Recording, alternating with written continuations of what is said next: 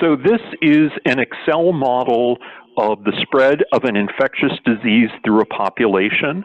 It starts with one of the simplest, most basic models used in epidemiology, the SIR model, which is shown here, in which we're just tracking the number of individuals in these different categories over the course of an epidemic.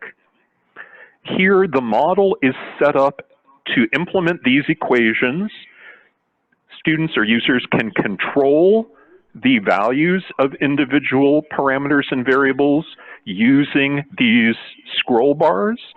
They will influence the parameter values, and then you can see in real time the changes in the corresponding curve.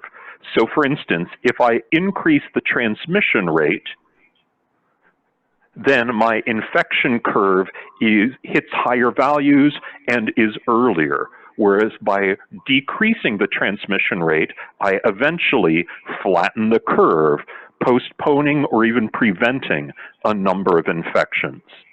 There are also additional models besides this basic one that look at questions such as what happens if there are interventions like big vaccination programs or reduction in social interactions. We can look at what happens if the population is separated into, say, higher risk or lower risk groups. We can even look at the effects of stochasticity. That is, from a given set of parameter values, we don't always get the same exact outcome. There's a certain amount of randomness in the model.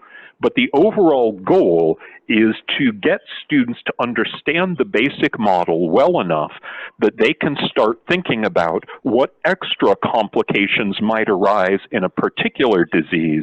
How can I modify this model to incorporate those extra complications?